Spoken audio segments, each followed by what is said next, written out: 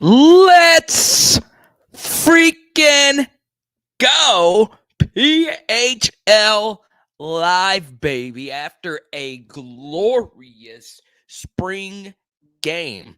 Now, there is a reason why we did not go live directly after the game. A lot of you know why. It's because of Patrick freaking Queen, Michaela Williams, Dre Jenkins, and most importantly, getting to meet so many of you today for the first time in Bossier City. We were able to watch some of the game together, but it was a weird day because obviously the spring game is going on. Also, I am interviewing these elite athletes while at the same time giving out and selling some cards today. So, look, you guys probably watched the spring game closer than me. So, I came home, put the spring game on, watched as many snaps as I possibly could in a short period of time. So, we're going to rely on Branson. We're going to rely on Grant. We're going to rely on so many of you to chat about today's game.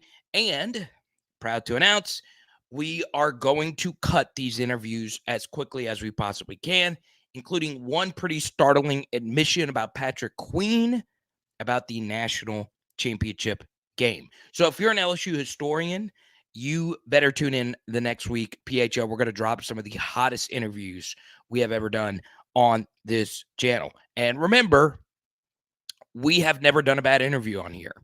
I'm just saying, it has nothing to do with me. It has everything to do with our guest. So we're going to talk about the winners and losers, though, from today's spring game. Let's start off with Grant's big winner here because he does super chat. That's not who I was going to talk about at first today, but let's talk about Landon Ibieta. Big day for them. Absolutely big day for Landon Ibieta because that run after the catch today was really freaking good.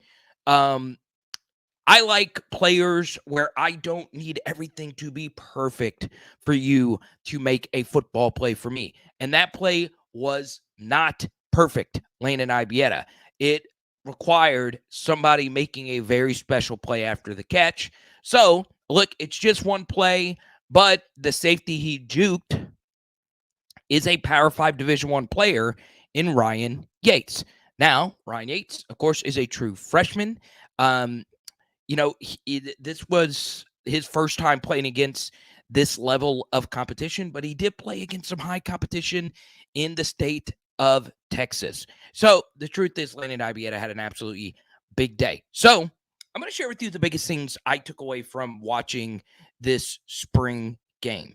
Let's start with the blatant obvious. The biggest thing from today's spring game, and I want you to listen as closely as you possibly can, because look, as someone who rewatches LSU games almost weekly, this is what I do. It is LSU football. I try not to venture off in the other sports because everybody does it. I just want to be the football guy. I love all the other sports. I'll talk about all the other sports, but I'm going to be as honest as I possibly can.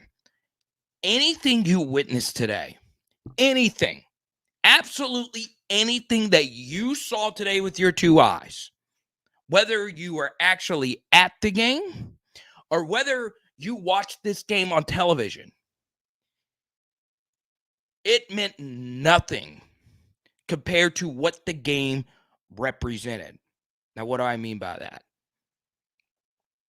Joe Burrow has something called a big contract on the horizon. There was no reason that he needed to come for this game.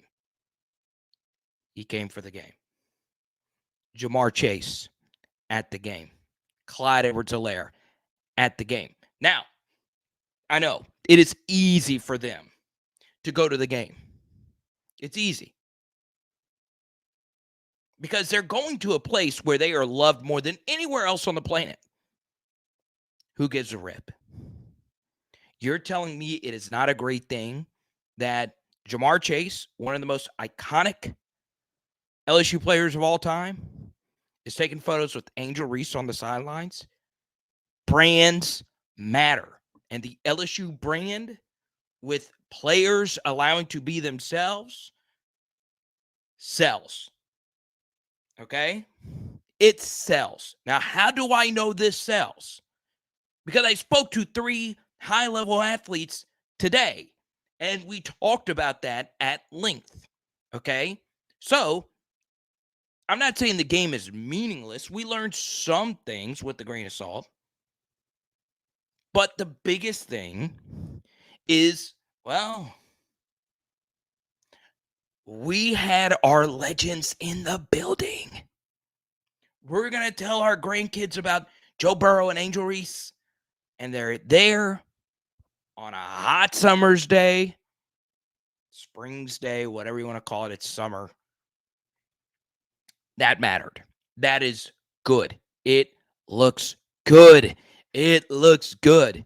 And I know you guys just want me to break down the game, but sometimes things are bigger than the game. The second thing is, and this is going to come off the wrong way, but it's just how it is. I called this last week. The second team offensive line did not stand a chance today. It is nothing against those gentlemen. There is a reason why. And Trey just joined the Patreon. Good to see you, man. I love it. There's nothing better than a Patreon joiner. So, Trey, we're going to get you all set up and get you in the Discord after, okay? And, Trey, you get to pick the next topic, okay? I see JJ. I see a bunch of my PHLs I got to meet today. Let's be as honest as we possibly can here, okay? You can't learn anything with the second team offensive line, starting 2 former walk-ons that were defensive linemen. And I'm glad Brian Kelly went out of his way to mention that. Now, I brought this up briefly because I didn't want to beat a dead horse last week. But number one, offensive lines get demolished in spring games. It's just how it is. And the second thing, if your offensive line is starting 2 walk-ons that are defensive linemen, by the way, you're just not going to learn anything. You're just not. And it was just constant pressure. That's fine. Honestly, it's fine. I think Brian Kelly handled it really well in the post-game press conference. I am not saying anything against that second team offensive line because you, like Brian Kelly said, you would not have been able to have spring practice. They would have had to shut it down if those guys did not step up and help this team. And if we win a national championship, you better remember these guys. But in an actual game, you want your defensive linemen beating those guys consistently. And that's essentially what happened. So there's really nothing you could take too much away, especially with the second team reps, because the LSU second team defense is all scholarship guys. So for the most part, I got to be honest. All right. I got to be honest. The simple truth is this: you have got to take everything you saw at the second team. I know it looked like constant pressure, whether it was the pressurees or the ones being pressured. You've got to be patient with that. There's just no other way around it. We got 5 studs coming in the summer, 4 high school guys, and one really good transfer coming in from Maryland. Now, it seems as if I buried the lead because this game comes down to the quarterbacks. Okay. And Trey wants to talk about the format. I'll get to that right after this from Danny because it is a topic. We have 2 starting QBs, and after seeing Bama Spring Game 2, we better hold on tight to us because Saban comes calling. Both QBs improved greatly. The bottom line is this. Oh, what is this going on? Internal bleeding in AFib. Well, Mick, my thoughts are out to you. I love you, man. You are a big part of what we're building, man. And I always appreciate you hanging around in here. Good to see you. But look, the bottom line is this. Okay? If I was a QB, I'd want to make sure I played good in front of Joe Burrow. Now, we're going to talk about Ricky Collins another day. I don't think tonight's the night to do it. Okay. Nothing against the pick six or anything like that. I still believe in Ricky. Still got some Woodlawn faithful that watch our channel. Now, before I answer this, we will have a film study tomorrow night, 7 p.m. Central, on the spring game. Then we will go live after that, our normal Sunday night live stream. Okay? Now, I will say this, and I'll repeat it because we had a bunch of people just jump in. You guys watched the spring game closer than I did because of my obligations today in Bossier City. You guys know I would never put off a game unless it was truly something special. The content we shot today with Patrick Queen, Dre Jenkins, and Michaela Williams, 3 of the best interviews we've ever done. We've never had a bad guest on PHL. Never, ever, ever. And I hope to keep it that way. I hope to keep it that way. And I want to be honest, if we ever do have a not so great one, these are 3 of the best. Okay? And just wait until what you hear have to say about Michaela Williams talking about Haley Van Lith, Patrick Queen. Those are all coming up. I'll get them all out hopefully in the next week. It is hard because we actually did some film study during the interviews, and it's going to take some creative editing, okay? And our thoughts are with the Mick, for real. Mick's a big part of what we do. Now, Jayden and Nuss look good.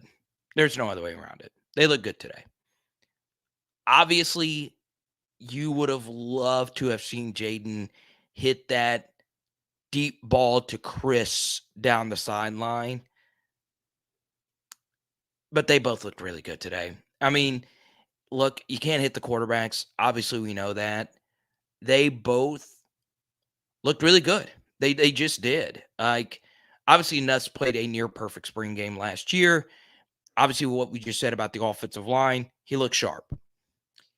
Jayden looked better. He looked better. There's nothing really a Jayden hater can really say about this until the bullets actually fly during the season. So I have got to be real. Okay? They look good. Now, once again, I'm going to look more closely at how they perform tomorrow. But just after one quick watch, they look pretty daggum good to me. Okay? So, really quickly, we're going to show you the stats from yesterday or today. As you can see, a combined 4 incompletions, 4 tutties, and roughly 300 yards passing. Really good stuff. Really, really, really good stuff. LSU really couldn't get the ground game just absolutely amazing today, but they then, they don't have most of their running backs, and obviously you don't want to run Noah Kane into the ground today. Now, let's talk some defense. The Harold Perkins guy is pretty good.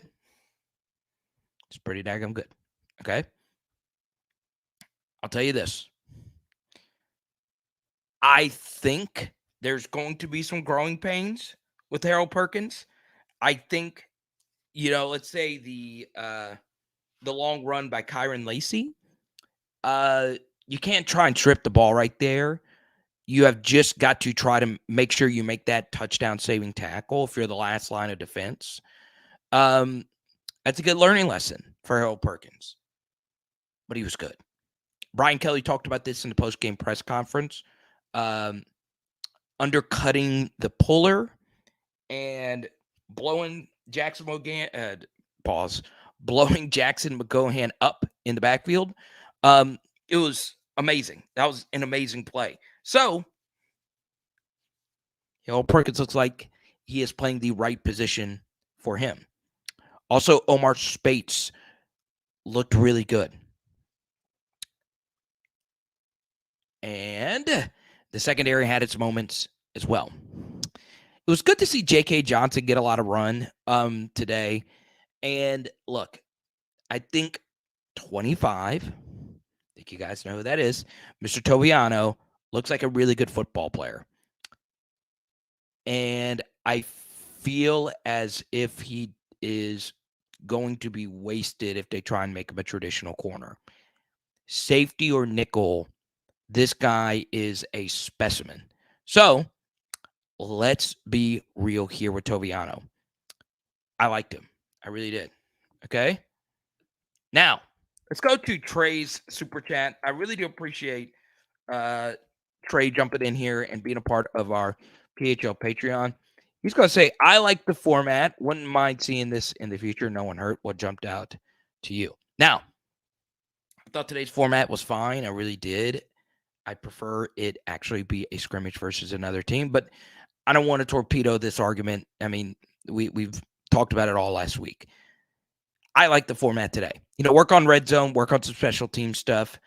We weren't the only team to do it like this, which I liked. Ole Miss, chopped things up as well. So, look, I was happy with how that actually worked itself out. I do think, as far as like the format is concerned, one thing I really like about the red zone portion is you really get a good opportunity to get a lot of reps in that portion of spring. And red zone, one thing about red zone drills is you're able to work on so many different things with the field compressed. And that is oftentimes the most important portion of the field. And one thing I kind of like about red zone, and this is just like a personal theory of mine, when wide receivers and quarterbacks go throw just in the offseason, they're normally throwing just on like a wide open field. So when you rep, you don't really rep red zone all that often. It is a very particular part of the field. And in particular for JAYDEN and Nuss last year, they were not the absolute best red zone quarterbacks, in particular Garrett NUSSMEIER. So I think working that was really smart. And obviously tomorrow on our PHL Patreon, we are going to have full player grades. And we're more so going to focus on position groups. So there you have it. Now we go to Jordan. I always appreciate his generous super chats. Talked about Jordan quite a bit on the car ride home today with PHLer Roger, who went with me on the journey to Bossier City. So thank you so much. I really appreciate it. Let's go to Danny Girl again, one of our many super chatters. We had some young players with flashes, and I overall thought we had a lot of positive, especially knowing these are the majority of our starters. Yeah, one thing I'll say about Danny is she is one of the straightest shooters when it comes to, talking about the goods and the bads about LSU. And I like that. I like that she's being positive because that means we really had a good day. She won't just, fluff it up. And look, if you're one of those positive, fluff it up thinkers, you're fine. That's perfectly fine to be that way. But Danny is not that. I'm not saying she's not a positive person. It's just you will just call it like it is, as many of you know. And I appreciate your honesty, as always, Danny. I like that.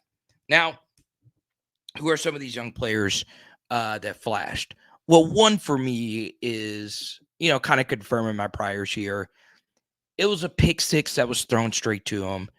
And it could have actually been deflected or picked by two different people. It was more so the byproduct of a not so great throw, but I remind you, Garrett NUSSMEIER in his true freshman spring game had interceptions where he threw it directly to the other team. Okay. Weeks. Whit Weeks is good. He is a good football player. Now, is he year one bona fide stud good? No, because most people are not that. But he's got the potential to be, right? I really liked him. I really did. And it just seems as if he gets better and better. And something else I will say about Whit Weeks that cannot be said about every LSU defensive recruit is that his high school film is the most diverse high school film I think I have ever seen when it comes to the positions this guy played. Wide receiver, tight end, running back, edge, linebacker. It is truly amazing, and it's all the different kinds of plays, returning kicks, deflecting passes, intercepting passes, stripping passes, or stripping ball carriers, taking on blockers, dropping back into coverage. It is unbelievable how wide his skill set actually is.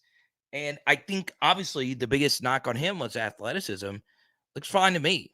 Looks fine to me. So his photo is in the attached stream today. So it's just confirming prior shit. We did a lot of Week's content, more so on Patreon than publicly, but God, he's got it. I feel as if he does. Okay, so I love it. I love it, and I'm really happy to see him out there. Also, really happy he's an early enrollee. Okay.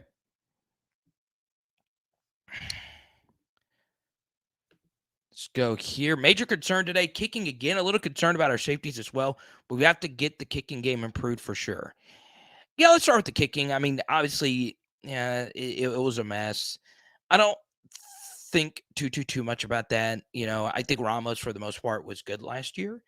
Look, as you guys know, I have a relationship with one of the specialists. Not relationship, but you guys know. I think kicking's going to be fine. I think this is still Ramos's job to lose. I know we're really excited about the kid from Shreveport committing. And look, that Burrell is going to come in 2024 and have a good shot to win the job. But Ramos was good for us last year. Need us not forget, the Florida kick was very underrated last year.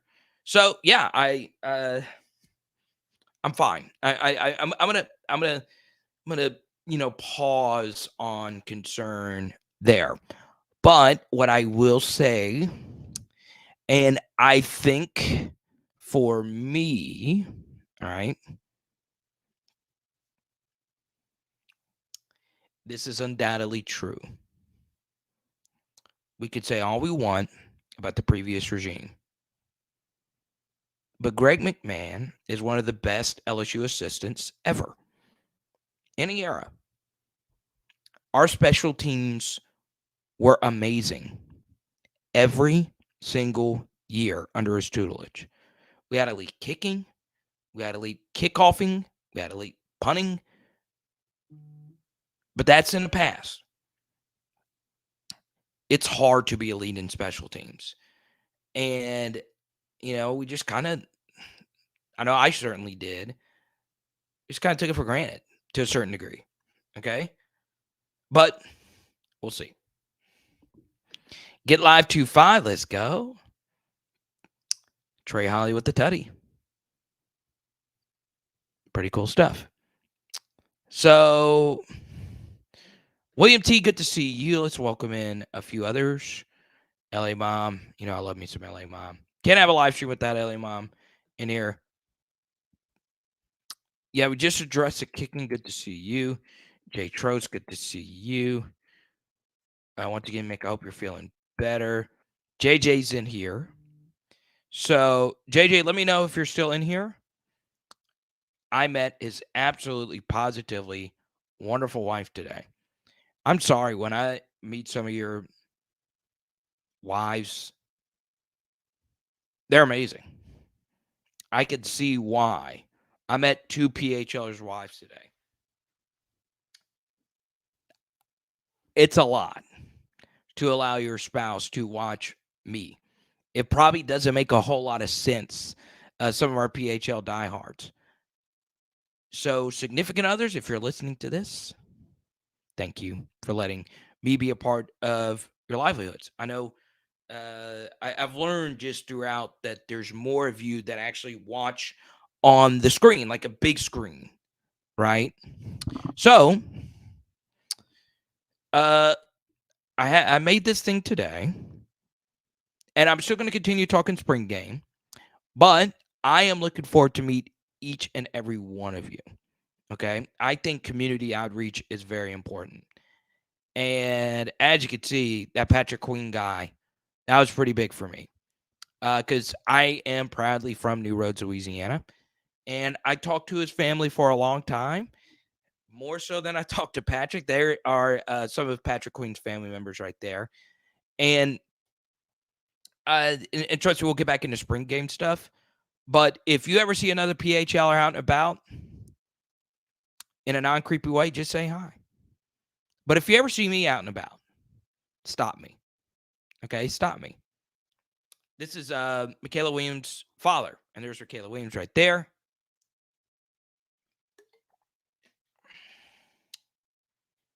So as you can see, this was my college roommate right here. First time I've seen him in a decade. You can see why this stuff means a lot to me. Okay. So there you go. That was really cool. Now, I was interviewing JAYDEN and Patrick Queen during the spring game. And obviously, I was focusing on that. I knew I was going to be able to watch the spring game later. I breezed through it to get to this live stream tonight. Tomorrow, we will have grades on Patreon. We'll have a film study tomorrow at 7 p.m. And we will have a live stream tomorrow night as well. Okay? So, there you go. But it's important for me to meet each and every one of you, especially the ones that are my super diehards. So, like, obviously, one day I'm going to have to meet. I met Jordan this past weekend. Victoria, someone I'm looking forward to. Danny Girl, obviously, as well. Guy, girl, doesn't matter. Pressure, I got to meet recently. Obviously, Branson and I are really close now. Ellie Mom is definitely one. The old vet is definitely a big one. All of you are very important. So, it means a lot to me. Now back to the football. You're like, God, don't get too sappy. But I'm telling you, Patrick Queen interview, it's gas, bro. It's gas. It's straight gas, homie. I kind of just want to play the audio right now, but I'm not going to. Because we broke down film. I broke down film. I broke down freaking film today with the freaking national championship MVP. That stands for most valuable player, by the way. Not to brag or anything. Honestly, never thought it would happen.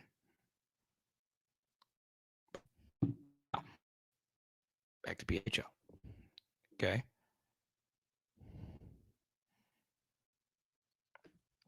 Let's go to this question here. From Chance. Roughly how many players on the two deep didn't miss out today? Let's go through this really quickly. Obviously, let's start on offense. Lunsford definitely is going to be on the two deep. Actually, the whole offensive line is probably not the whole second team offensive line is going to be really hard to see a lot of them on the two deep outside of, maybe, depending on the rotations and how you look at it. But that's going to be refreshed. Obviously, Mason Taylor is still our best tight end. I'm really high on Pimpton. I think he's physically ready to go. But I'm just going to let you know, blocking really hard. And that was today for McGohan. You're blocking Harold Perkins. That's a grown man. Okay? Like I always say about spring games with early enrollee freshmen, right now, they're supposed to be getting ready to go to Applebee's for prom. Instead, you are blocking the Tasmanian Devil in front of the greatest LSU football players of all time in a crowd. And your first game in Death Valley. It's hard. So I don't ever worry about any freshman blocking unless it's just egregious if you're an offensive lineman. I'm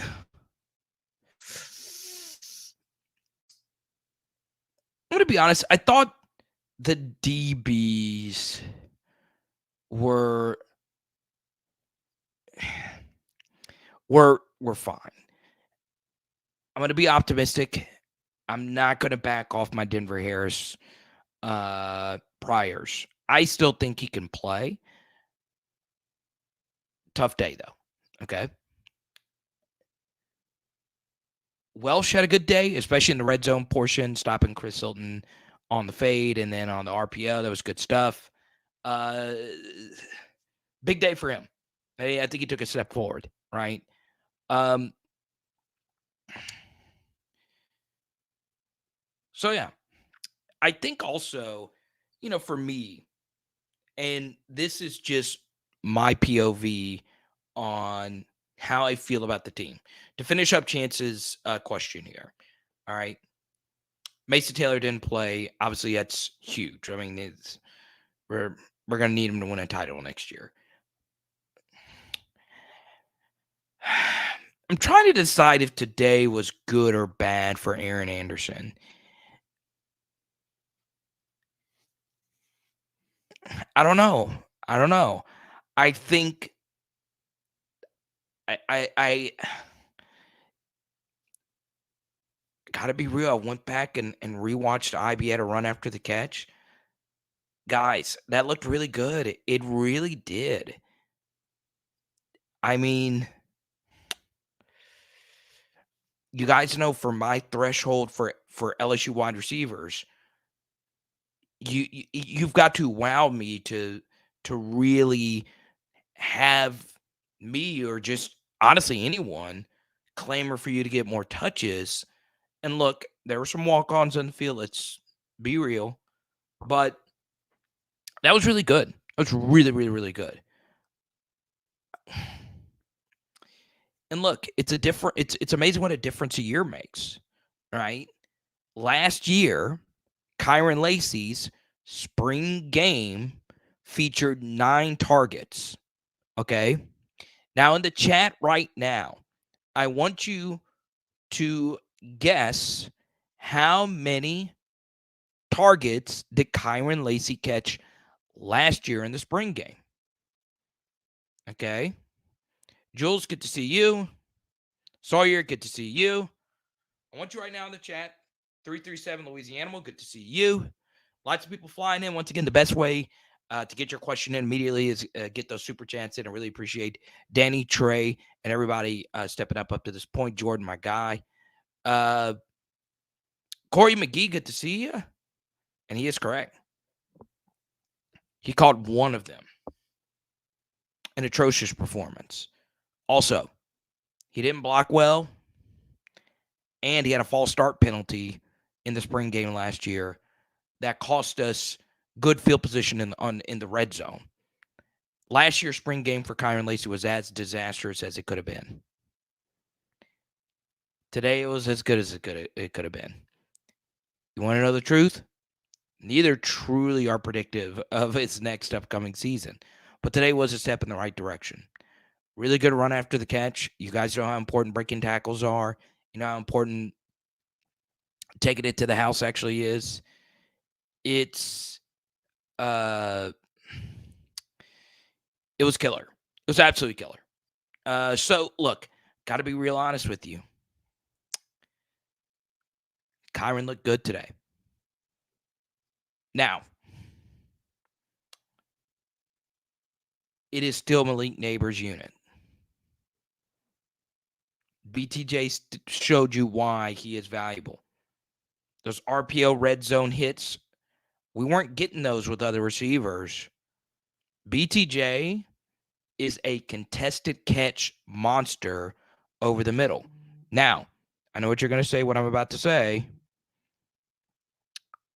You're bringing up the UAB game? Yes. Go back and watch BTJ's catching the UAB game in the red zone. Very difficult catch.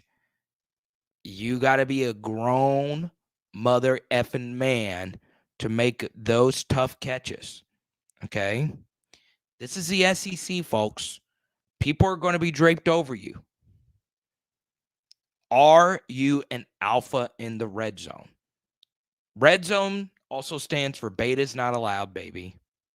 That wasn't smooth at all. But the truth is, I only want red zones, alphas in my red zone. Outside the red zone, anybody can catch a screen and get 6-7 yards. In the red zone, big boys. Big boys only. Okay? Big boys only.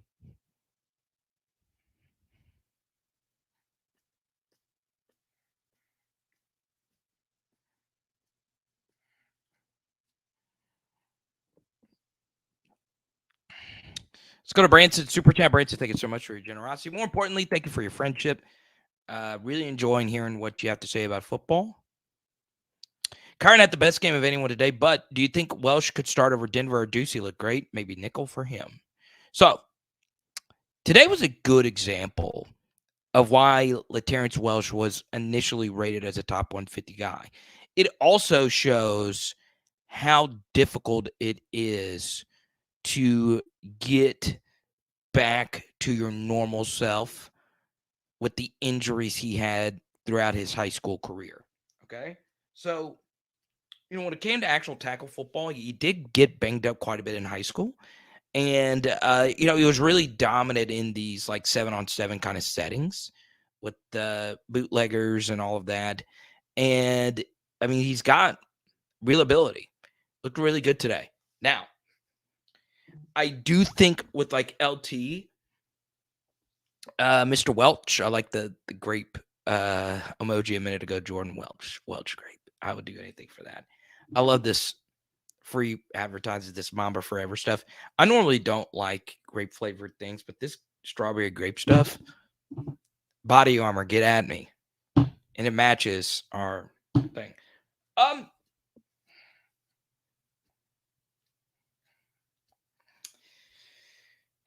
Today was a good day for him. It really was. Like, there's something to be said about being told, hey, we're bringing guys in.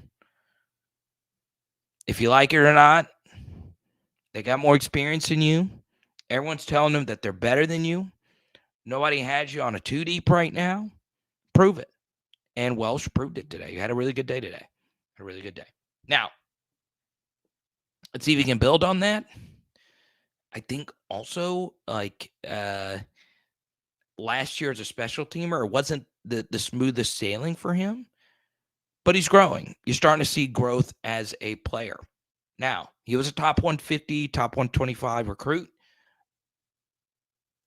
You need those guys to convert. You just do. You need those guys to. With the portal, it softens the blow, but man, it really moves the needle if you can get really good corner play. So,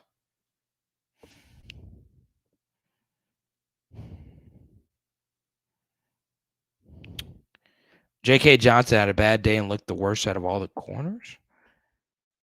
Yeah, but I mean, he's got just elite athleticism. So I'm going to give him time. Okay.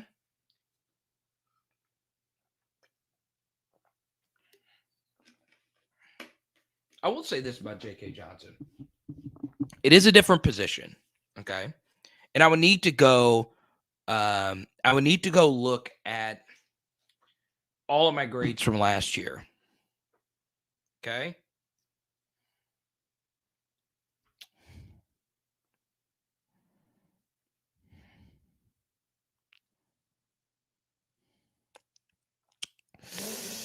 You know who else had a really rough spring game last year defensively?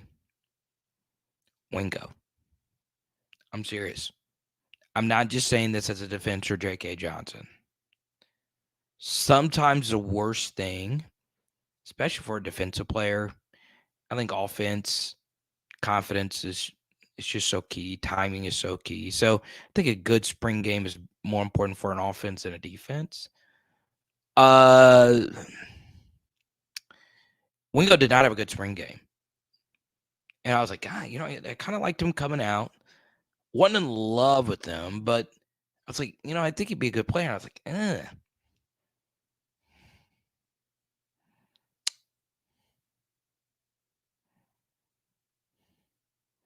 Let's be real. Let's be patient. It's not over. And look, I could just be in a really good mood today because today was awesome. But freaking Joe Burrow was in bed. God, it's so freaking cool. Y'all just don't know how big that is. It's huge.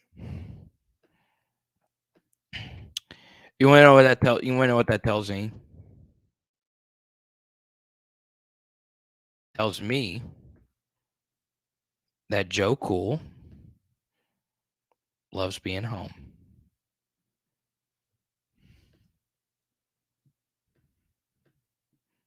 Joey B. Can we just appreciate this vibe here? I don't have the Angel Reese Jamar Chase photo up.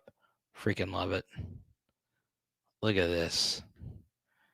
Y'all want to see what peak human form looks like? No. Okay. Doesn't look like that. Sip G, what's good, my guy? Super dad pitch, Sip G. Look at this. Look at this. Look at this. I mean, photography is peaked, y'all. Quit giving out the Pulitzer. Give this to Chris Parent, Gus Stark, or whoever took this. I mean, goodness gracious, great balls of fire.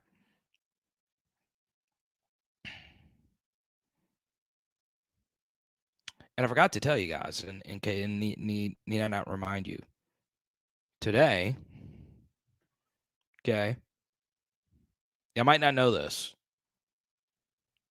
Photographed here is one of the national championship MVPs, but today I got to meet the other 2019, well, technically 2020 national championship MVP.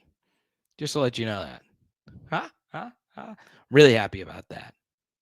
Really happy about that. Skipper, meds haven't kicked in yet. That's a good thing. That's good, man. Y'all show some love for JJ. It's good to have him back. Danny remembers JJ. JJ was a PHL OG. I got to meet him today. You guys just saw his photo on the screen just a minute ago. Pierce was hanging out with JJ as well, with Tyler and the whole crew. Y'all, JJ helped really get this train moving. Those super chats early on for Jay. Oh, he really got us going. JJ, King, Robert, you guys remember the OGs. Aaron, JJ's a big reason why we're here. Got to meet his wife today. Got kicked your coverage. So did you, Tyler, if you're listening. Really proud of you guys. Really am. Okay. There's Tyler right there. So there's Tyler, and his son also has a PHL shirt on. Remember, we got Power Hour LSU shirts in kids' sizes. So you want to shop our full PHL merch. There you go. Good stuff. And apparently JJ's wife can sing. She can make the PHL anthem. Let's go.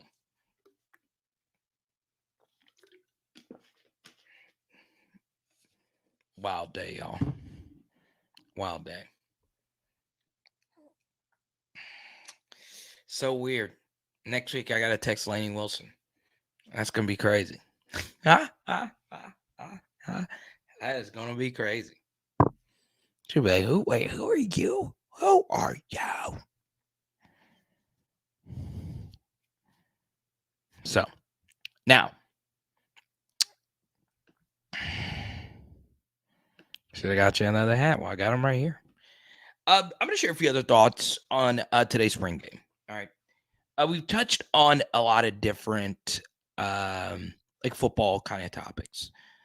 And we have touched on quite a few different things.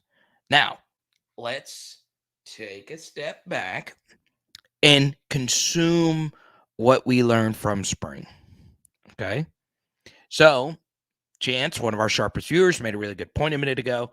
How many from the two deep were missing today? I thought overall the vibes were good. The vibes from every spring game are going to be good. But I think we saw enough talent today, all right, to make us feel as if this is going to be a run.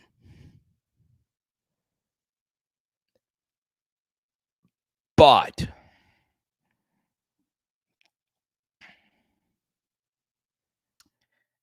there is a position that I am very worried about. And the good news is this position does not need to be spectacular. Okay? This position, I just need you to be good. Okay? And that's safety.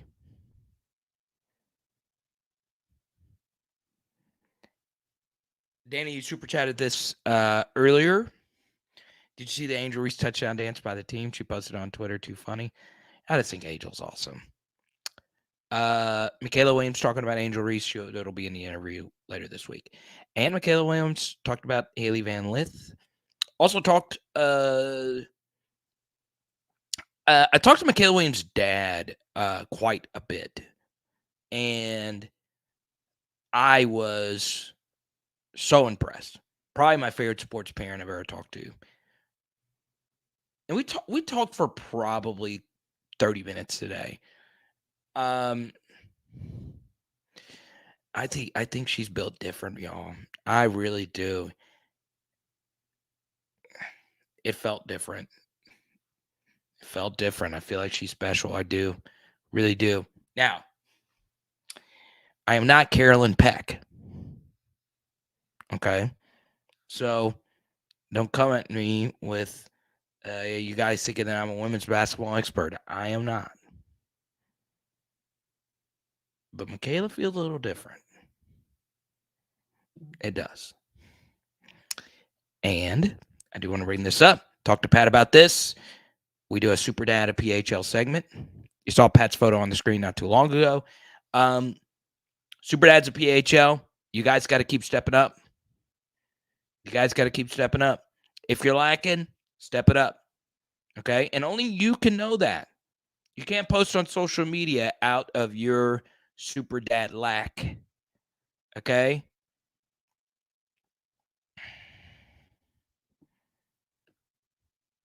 As Tyler could say, Super Dad's a PHL. Get your act together. Now, does it feel weird me saying this because I am not a father? Yes. But it matters. Now, what should we do about safety? Danny brought it up earlier. Truth be told, is it better to have Chad Jones? Is it better to have Minkah Fitzpatrick or just any elite safety? Yes. No doubt.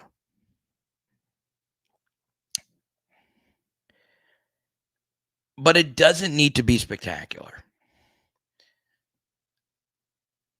Honestly, you can get away with the non-spectacular play at every level of the defense. You need some spectacular, and we have some of that on the defensive line, Mason Smith and Akai Wingo. We have some of that at the second level with Perk. And I feel like one of the corners is going to step up. Greg Brooks, Major Burns, especially Major Burns, that's not enough. I just don't feel comfortable enough with that. I just don't. So, fingers crossed on Kylan Jackson. We'll see. We'll see how this position grows. But once again, you just need really honestly steadiness there. And it's hard. It's really, really, really hard. Which is why this first time I brought this up, part of the reason why I pushed the live stream back as well, so for me to watch the spring game, I was waiting for Deshaun McBride to commit. Okay. I cut a really elaborate video. So you're getting a lot of PHL content today. At 8 p.m., I dropped it at 8 p.m. when he decided to commit. Deshaun McBride is an actual safety. Okay. But he can't play till 2024.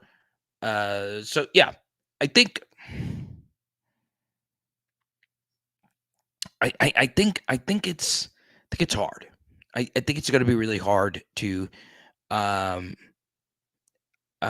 feel unbelievably confident about this group. And I don't think it has a whole lot to do with today. Some of it is today, but it's a little concerning. It's a little concerning. I'm not in panic mode at any position because of a spring game. I'm not, right? Now, if the quarterbacks played bad, then yes, you should be in panic mode. Some they were great. Okay, like we said earlier, I think both of them were great. I think Jayden, underthrew some deep passes, but he threw them. Especially if BTJ and Malik are down there, throw the mother effing ball. Okay, those guys are going to make plays. So yeah, I think if there is something, it's that. Also, it would be nice to get a tight end in the portal. It would be nice. I think obviously Mason Taylor's a really good player. I think depth is going to be key there. Now, type Y for yes, type N for no. Type Y for yes, type N for no. Your thoughts on the play calling today. Now, I know it's tough because you didn't have normal sequencing with the different periods and all of that. Did you like the play calling today? Type Y for yes, type N for no. Poll question, over 100 votes. Most impressive spring game group position. QBs wins comfortably. There you go. Okay.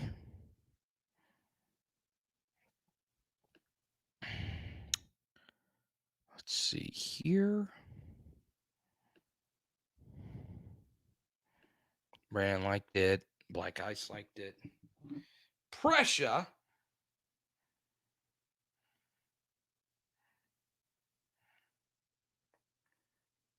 I have a feeling Reed is going to join the PHO merch club tonight. I'm feeling it. Feel it in my bones, man. Reed's like, I got to get myself a PHL t-shirt.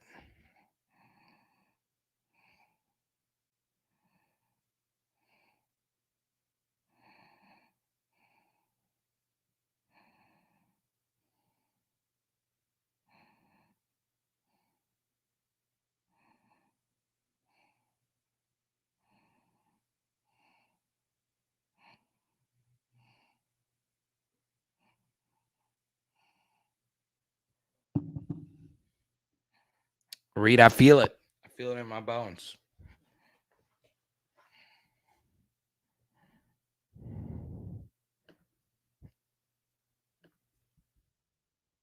Feel it in my bones. You guys liked it. I thought it was very generic. Now,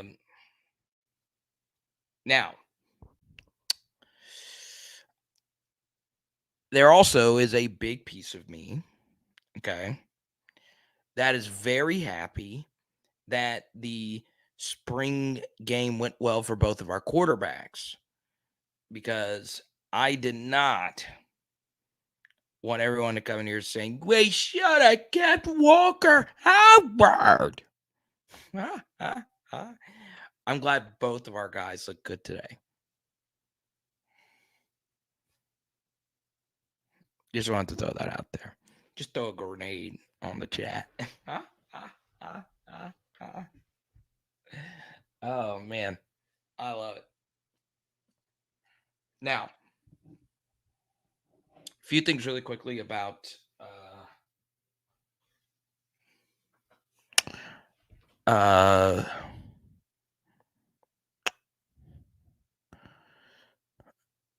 Greg Brooks and Major Burns.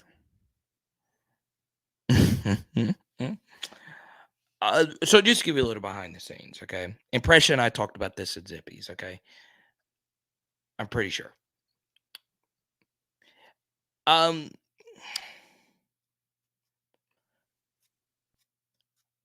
do think this is true. And I noticed this because I was at a sports card. It was at a sports card show today, okay? It is amazing how much the unknown pushes people to believe things that are likely not true. Okay. So here's a good example of this. You know who sports cards still sell for a nice penny? Okay. And you could buy some of his rookie cards for the same price you could buy Drew Brees rookie cards. And the likelihood that this guy ends up turning into a tenth of the player Drew Brees was is likely very little.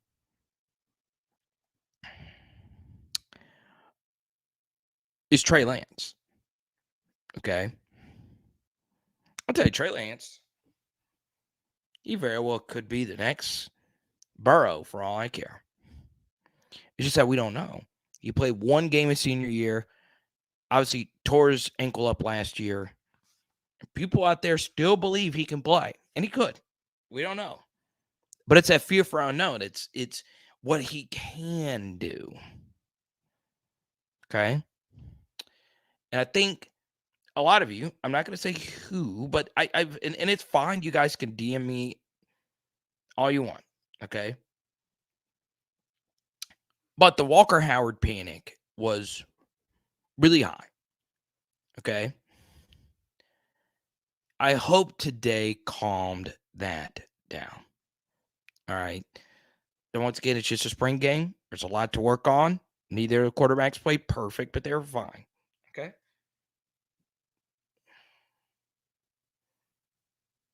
But like I always say, when there is a big story or a small story, breathe in, breathe out. Okay. Breathe in, breathe out. Okay.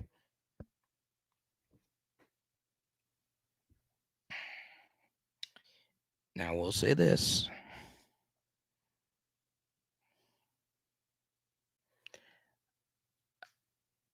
There is concern for if LSU has to go to QB number 3. Okay. But the truth is most teams don't have a Brock Purdy. Most teams don't have a Cardale Jones who remembers 12 gauge. Ha, ha, ha. So if you get down to QB3, I'm not going to hear any Ricky Collins slander today. It's just not going to be a part of what we're going to do.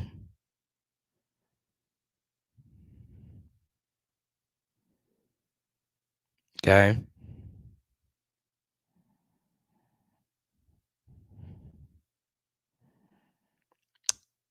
QB1 and QB2 is what matters.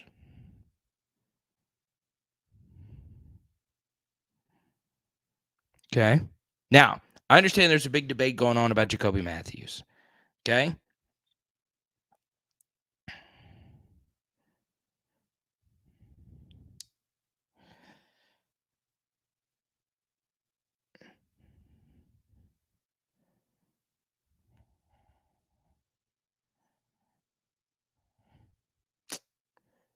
I'd love to see it. He should have been at LSU all along. His close friends play for LSU.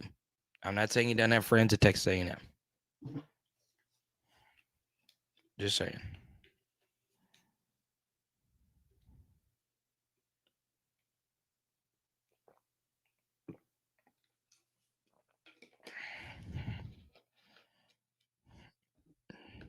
Now, let's go to Danny's question. It's a good question.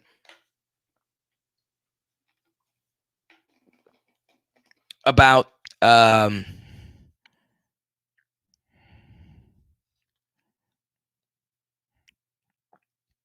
backup QBs. Are you less likely to play a 2 QB system if you only feel comfortable with 2 QBs?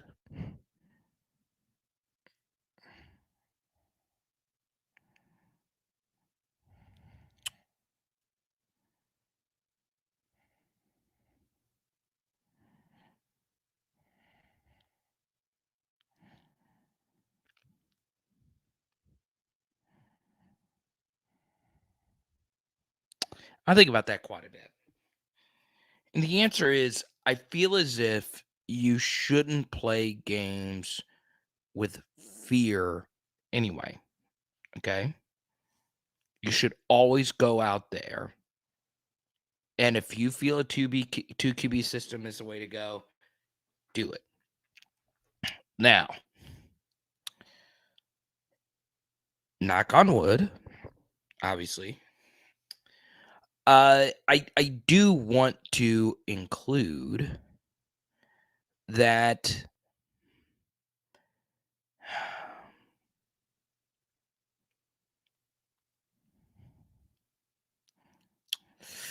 and I'm afraid to say this because you guys are going to feel like I'm jinxing this.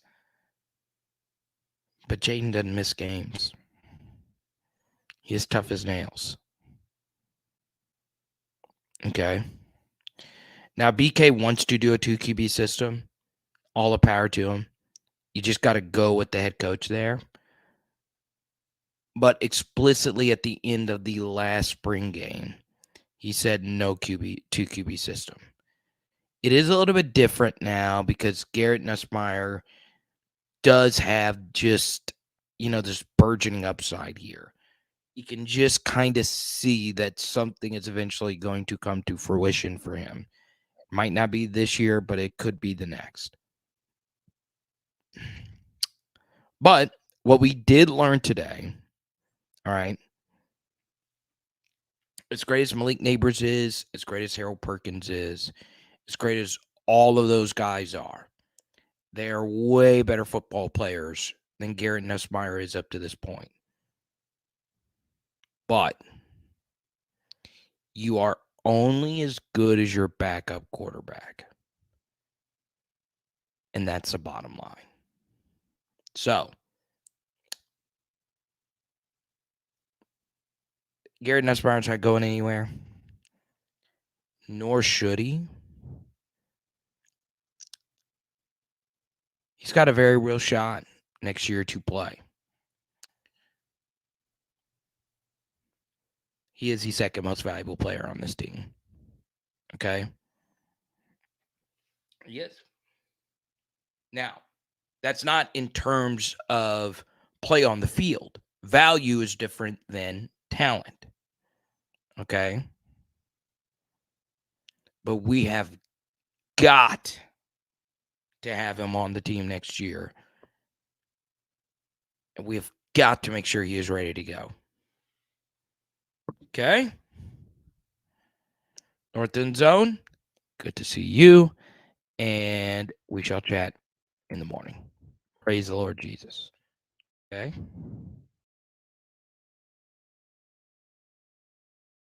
Really enjoying the chat tonight. You guys are carrying me tonight. Really appreciate it. But yes, I think next year it is very important for LSU to play him. Okay?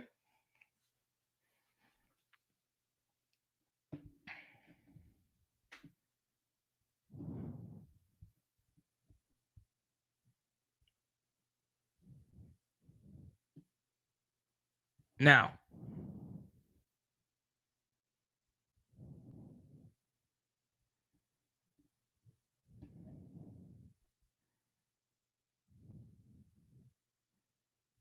God, it's so cool, man.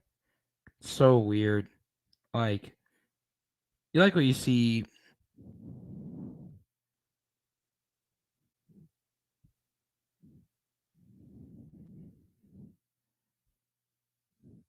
You like what you see, like high school buddies for the first time. Seeing your college roommate with his 2 kids for the first time is just so crazy. I love that stuff. I really do. Even if you never see these people for another decade, or if you never see them again, it's just cool to see. I cheer for everybody.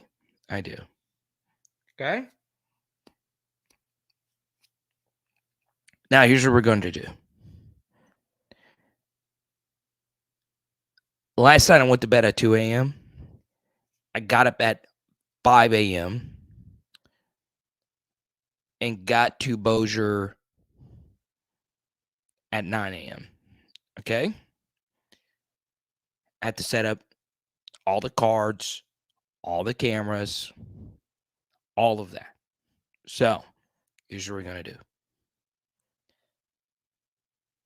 I feel like I really do need a good night's rest because we are doing a live stream tomorrow.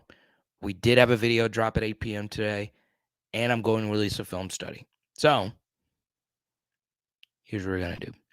In the next 10 to 15 minutes, I'm going to answer as many questions as we possibly can. It can even be LSU baseball related. I watched some of the game today. I'm really proud of them. I didn't even see what the final score is today, though, so I'm going to be honest. I didn't watch really a second of it. I saw it in the background of a few screens. Proud of them. Okay? But today I was focused on LSU women's basketball and LSU football. Okay? So, if you guys want to chat some NBA, we always tend to towards the end here.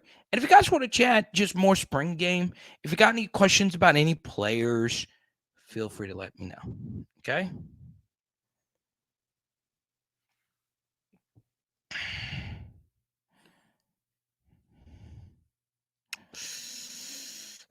I just don't think there's a running back in the portal that's worth it. I just think you roll with John. I just think John's games versus Auburn and Alabama give you enough promise for him to, put it all together if the grades are all there. So, yeah, I'm fine with rolling with what we have. I think Trey had a pretty solid day today. So, shout out to Drippy Trey.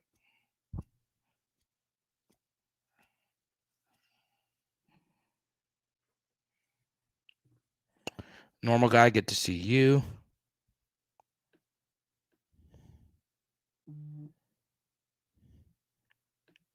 Chat from Colin Hurley. I'm always down to chat from Colin Hurley. Skipper says, I can't get too excited about either QB today. I'm more concerned about the DB's missing tackle. I'll tell you, if there's one thing Skipper's been on, it's the DB's missing tackles. Okay. That was an issue. All right. Alan, the pleasure was mine, man. Good to see you. Let me see. Let me look at this really quickly.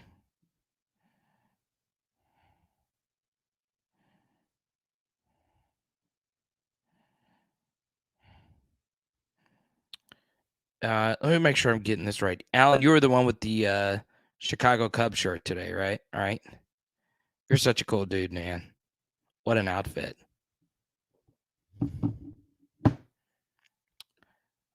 I won't share any details that I may or may not have learned today. I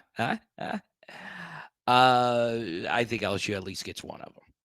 And I don't think I'm telling you anything that you don't know already. So once again, here you go. And truth be told, I wasn't told anything. But let's just say the vibes are positive. I'll put it like that. So, Alan, I think your photo's coming up here pretty soon.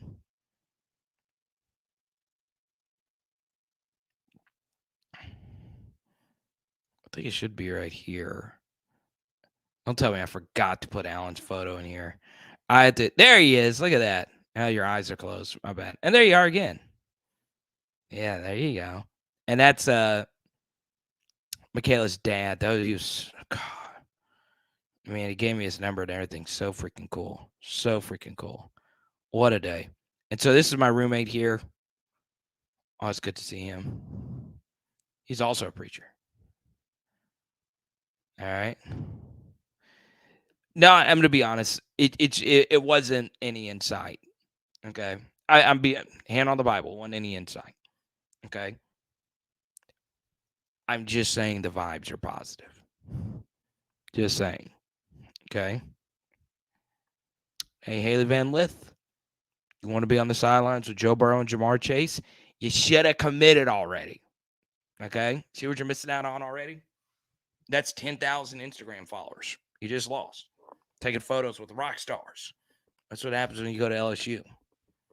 You see a Shaq statue every day. You see a Simone Augustus statue every day. At Louisville, Hey, you left Louisville, they got icons. Okay. Lamar Jackson, Muhammad Ali. Hey, I get it. Luke Hancock, totally kidding, but he was good. Coming to LSU.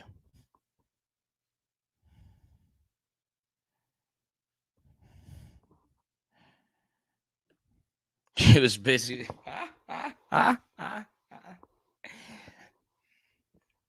Yeah, Morrow would be nice too, but I'm telling you. So last night I cut up some Michaela Williams highlights. She's nasty, y'all. Crossover is filthy.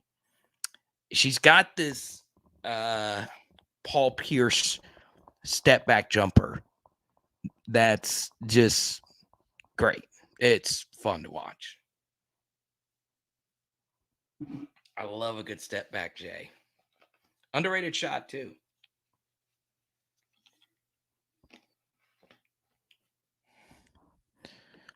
Do they? I thought they did.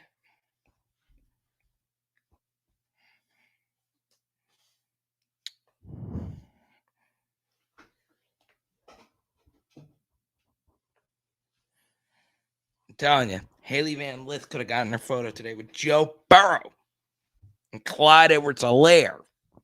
But you're messing around. Don't play. Don't play. Don't play with me.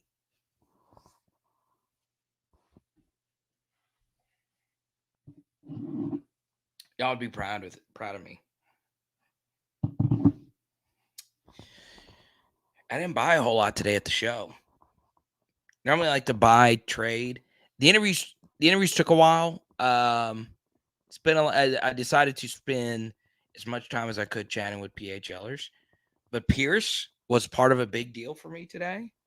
And by big, I mean a few bucks. Got my first Randy Moss game worn jersey card today.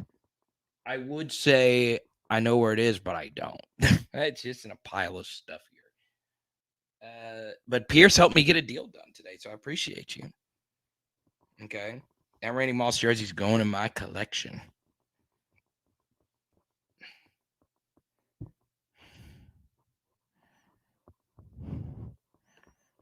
So Pierce was part of the deal. He got some Pokemon cards. I got a Randy Moss game-worn jersey. The other guy got a Peyton Manning rookie and a Randy Moss rookie. So, who won the deal?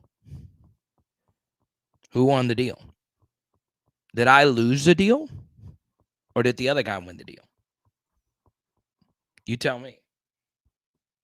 I like a game-worn jersey card all day because the player sweated on that jersey. And I've got a lot of Peyton Manning stuff. I actually moved quite a bit of my Peyton Manning stuff today. You guys know I'm a Manning guy. I'm a Manning guy. Peyton Manning is the GOAT. Fight me if you want. Peyton Manning is the greatest quarterback of all time. Come after me all you want. Now, if Tom Brady wants to meet me, that might change some things. I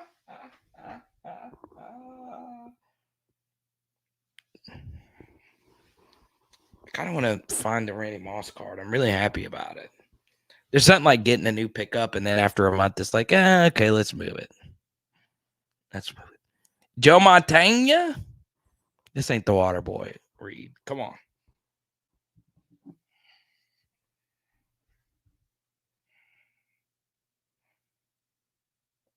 Don't you guys love spring games? Everybody's all positive. But I did not watch the Alabama spring game. So, you guys have got to let me know what the daggum deal is. Thank you, Skipper. Thank you. We are a Peyton Manning channel.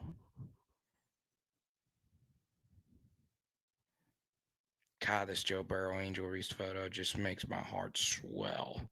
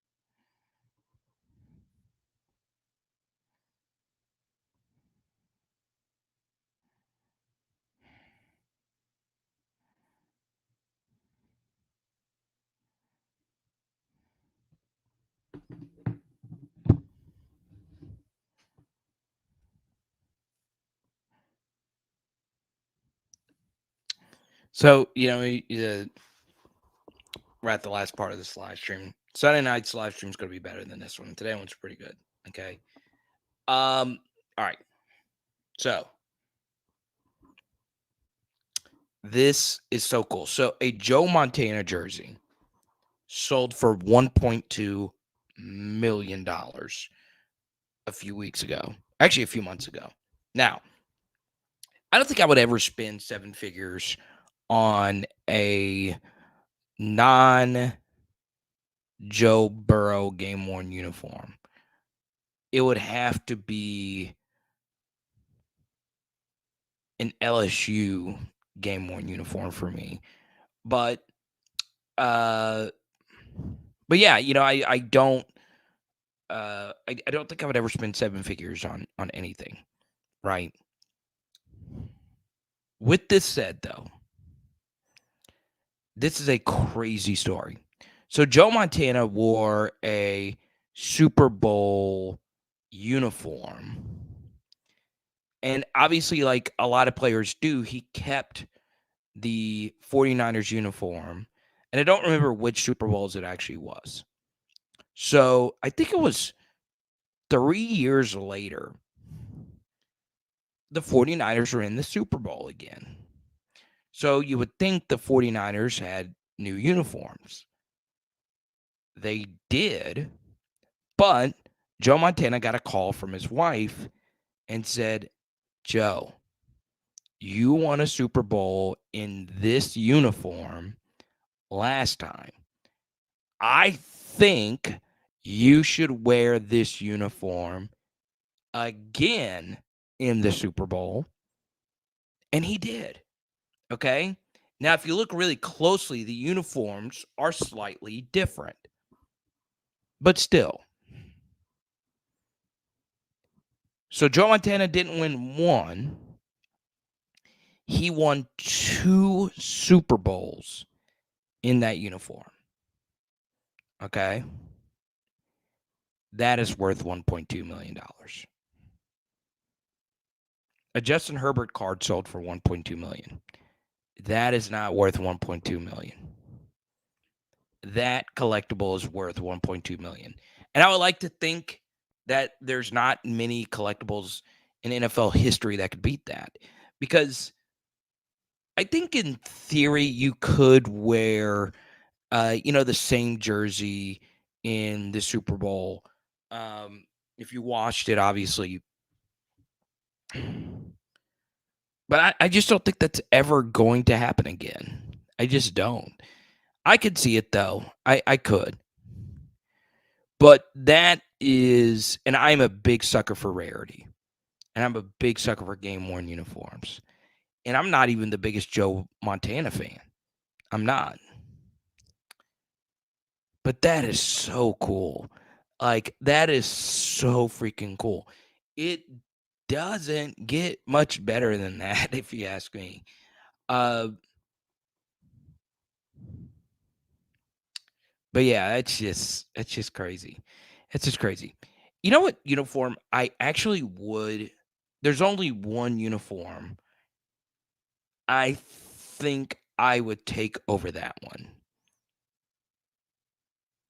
And that is the uniform that has never been worn in a game, actually. I would like the BURREAUX jersey probably more than that one. It is amazing that the most famous LSU uniform is one that wasn't even worn in a game. Um, but then again, it goes back to the Joe Montana thing. It was just crazy that he wore red, and because you could wear the white uniforms if you're the road team. It's just crazy. That's just absolutely freaking insane, and that nobody picked up on it. No one picked up on it. It's just so crazy to me. 1.2 million. I think that's worth it. I think that's worth it. And I'm a sports memorabilia junkie. I say spend the money the way you want to spend it. I don't think you should ever pay 7 figures for something. But man, and the more I think about it, the more there are some 7-figure items, right? Like 98 Jordan Game 6, the jersey, the shoes, all of it is worth well over $1 million.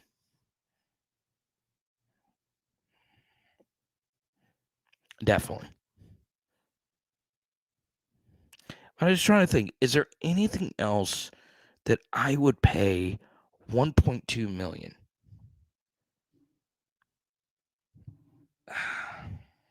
Or just 1 million?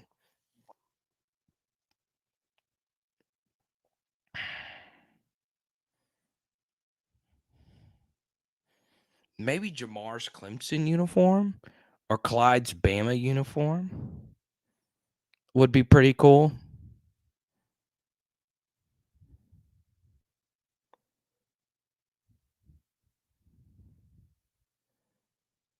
But what we do know, though, is if we're being honest, we do know that Jamar's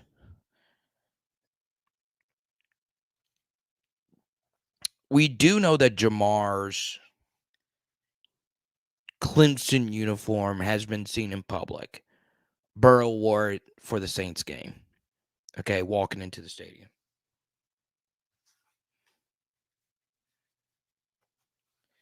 But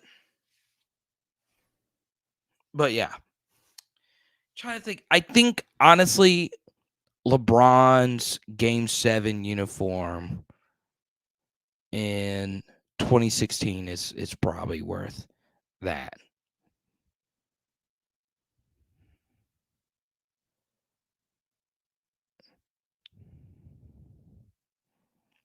Maybe a Bill Russell finals jersey would be something, but I don't think it would be because something else about the LeBron finals uniform that makes it very unique is that it was a jersey, right? What's weird in like the NBA, they don't wear the jerseys anymore. That's a good one. Billy Cannon's Halloween run jersey. Actually would be pretty cool. I wonder where that I'm sure that's probably in like an LSU museum somewhere.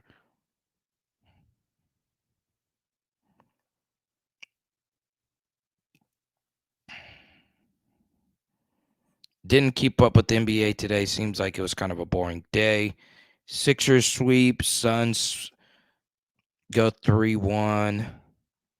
Heat get a dub. That kind of sucks with Giannis out. Lakers. I've just never really been a Heat guy. Oh, yeah, definitely. Definitely. I also think, like, in terms of rarity, I think, like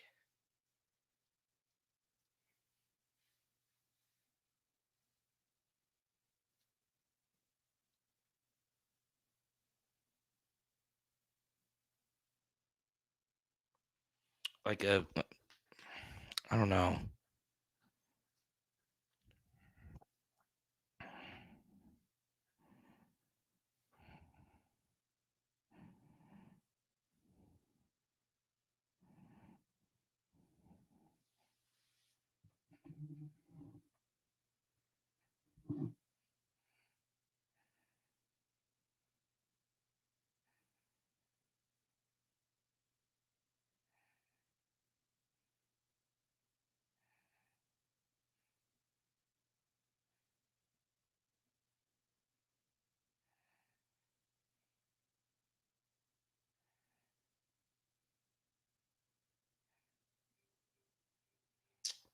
All right. I'm gonna leave you with this. Okay, we touch on like a lot of different topics at the end of these things. Okay.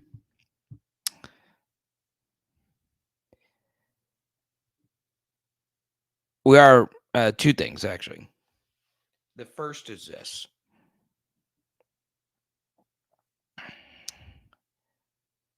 I like being held accountable when you're wrong about stuff. Cause look, I think that's part of the beast. I've been right about stuff, I've been wrong about stuff. But it's pretty amazing. Like, the one piece of punditry that goes scotch free is NFL draft commentary, right? Like, famously, Brian Brom, according to Todd McShay, had more upside than Aaron Rodgers. Okay. Then Mel Kiper said he would give up draft commentary if Jimmy Clausen wasn't a big time NFL quarterback. And he was wrong about Jamarcus Russell, but that's not talent based. So, the one thing I don't like about NFL draft commentary, okay, is not necessarily being wrong. It's not my problem. My problem is the more important thing to do when doing NFL draft commentary is telling me what I need to avoid. I think that's more important than telling me who's great. Okay. Because,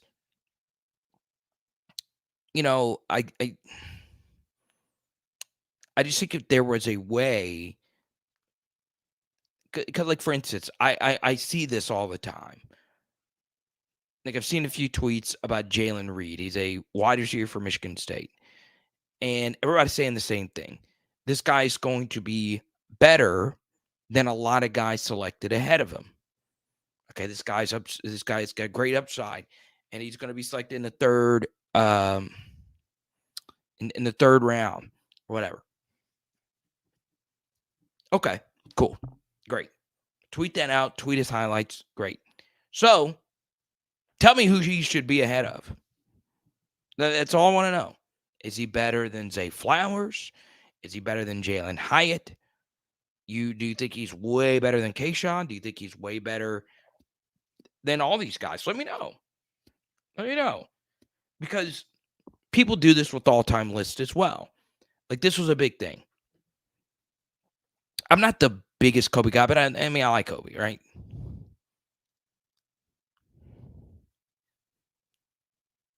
This always happens. Every podcast. Kobe's top 3. Kobe's top 5. Okay. Don't agree. But more importantly, it's not that I don't agree. Who's your top 3? Okay. If you have Kobe behind LeBron, MJ, cool. Tell that to Bill Russell. Tell that to Kareem.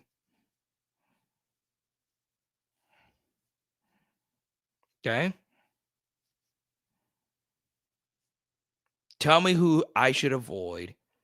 Tell me who doesn't belong. That's always more important than, you know, necessarily getting something right.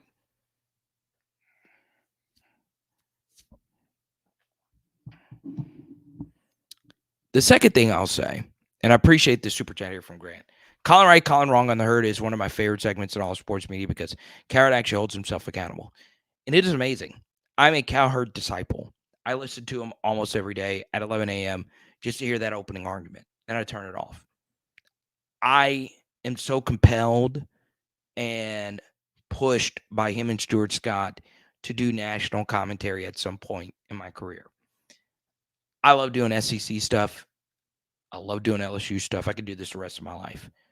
But I feel like I have a calling to do something national. I really do. Okay. And those two guys have inspired me to do that. And I love how unapologetic, to use Angel Reese's words, I love how unapologetically them they are. Okay.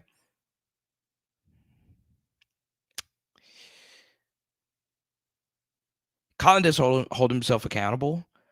The only thing, and this comes from a diehard Colin fan, is he has some long-term opinions that are bad. Okay. If I remember correctly, he was not on fire about Burrow coming out. Fine. Okay. He was right about Baker. I'd be the first to tell you that. He was right about Westbrook and a lot.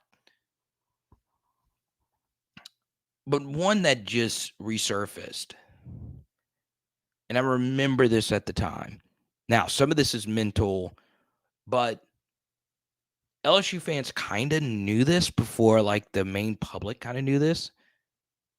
And I'm wearing my hat backwards for most of this live stream, ironically. I know that drives him nuts. But he was really high on Ben Simmons. Dear Lord, he pushed Ben Simmons. There was a segment where he said, LeBron, move over. I swear, not making that up.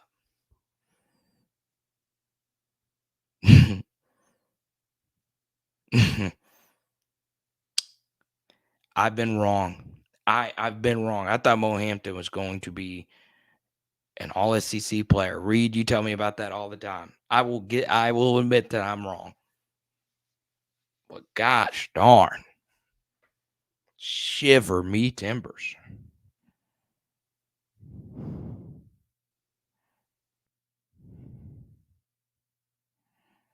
Oh, Pegasus is fawning all over himself with Otani. You got to see him in person? That'd be something to witness. We're talking about collectibles.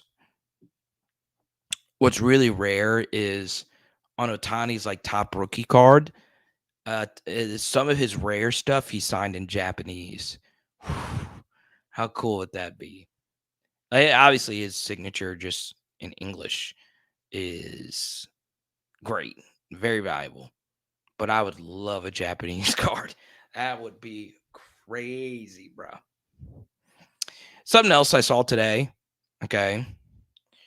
So I got asked to sign a shirt. Okay. We gave out a shirt. Folks, signing stuff is not easy. I watched Patrick Queen individually sign 1,000 things today. Now I'm not going to get into, I mean, it wasn't anything shady, but like he signed personally for a lot of people, but there was also like some signings that he did for like just a bunch of people. Like a lot of private signings. And when I tell you, this dude went after it, that stuff sucks. Like it sucks to sign that much stuff. And he did not short any one of them. Pegasus is actually a good question. That World Baseball Classic Shohei jersey. Yeah, especially considering how many eyeballs were on that. I just don't think. I think Pegasus for that to get to like a million. Obviously, Otani would have to have like continue having the Babe Ruth career that he's having. Um, I also think the WBC would like the WBC would need to get like World Cup like big for that to really skyrocket, because a lot of like higher end collectors would be like, okay, it's Otani, but like if I see a Messi Argentina jersey, that's iconic. Maradona wore it. Uh, you know, uh, I'm just gonna say it. And El Di Maria. I couldn't think of another Argentine soccer player just off the top of my head, but he's not on those level of those other two, obviously. But yeah, I mean, it would take like something of that stature.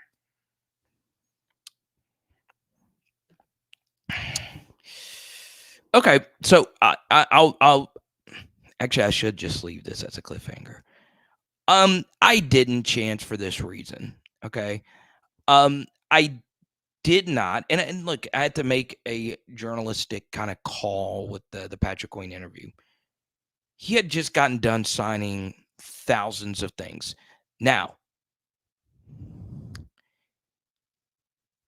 he is paid to do that. So I'm not doing a tiny violin, but I'm connected to his family, and I'll explain it in the interview. So I chose today to not really talk to him about his contract situation. Uh, just because it's not like, number one, it dates the interview, because in just a few days, he's going to know what the Ravens are going to want to do. So they signed Roquan Smith, and Roquan makes a lot of money. Roquan and Queen together were good when they were together. Okay. Um, so the draft is going to say what the Ravens are going to want to ultimately do. So I'm not sure when I'm going to be able to get to editing this interview.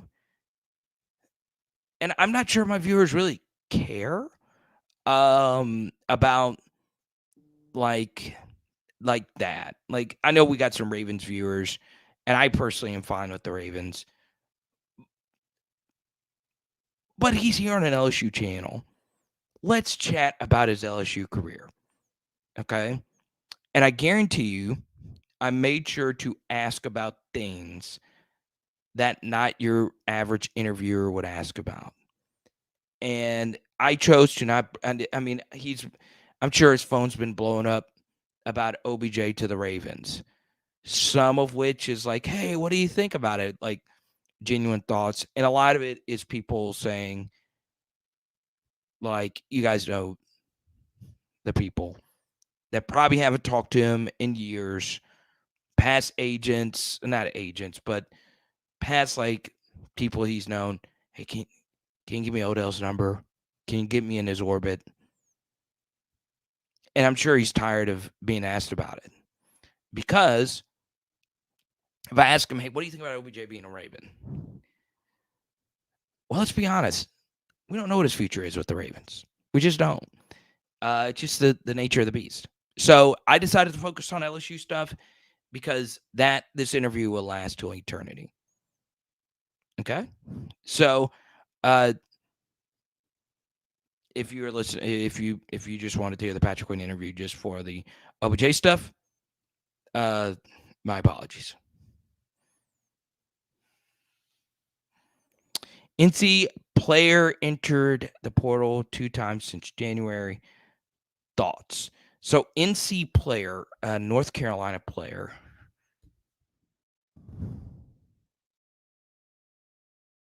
Okay.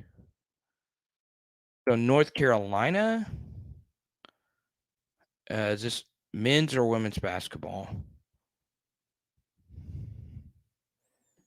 Or it's football?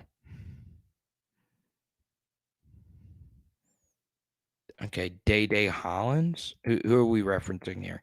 I honestly don't know. It is so hard to keep up with the.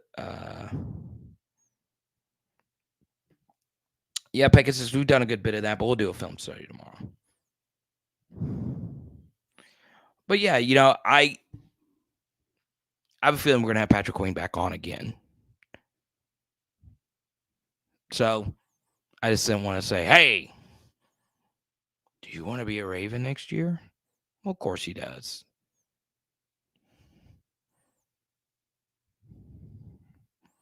I was just happy I got to freaking meet the guy today.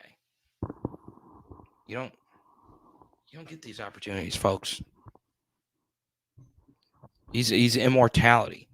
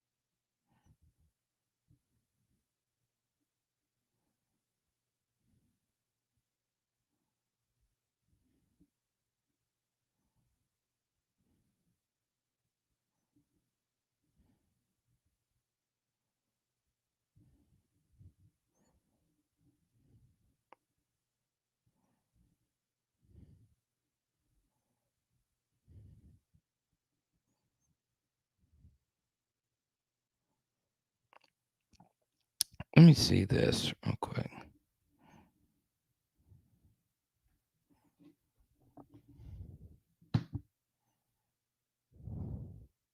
Chuck, what's good, man? Oh, Storm Duck. Storm Duck. Storm Duck. Oh, man. JJ, I'd crush a steak right now.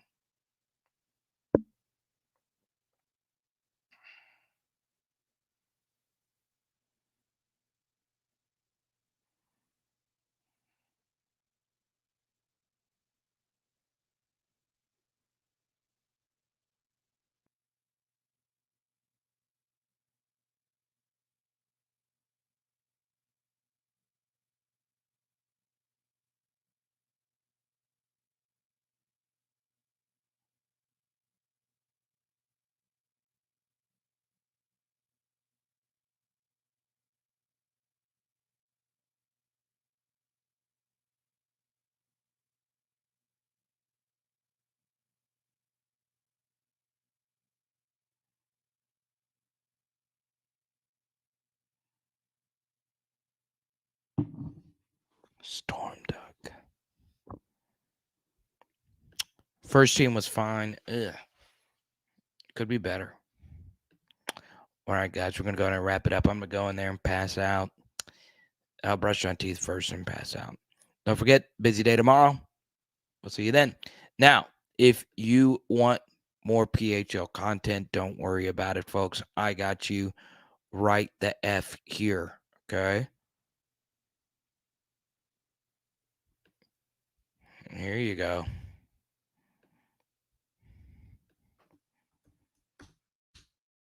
A video on Dwayne McBride, some film study mixed in there as well, okay? It is Power Hour LSU. Boom! And tonight, we are doing some Beef and chicken lo mein. Let's go.